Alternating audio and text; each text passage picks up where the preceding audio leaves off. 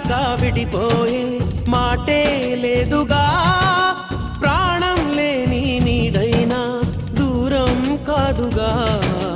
గాలికి పోయే గాలైనా గదిలో దాగునా అర్థం కాదే నాడు అసలీ వేదన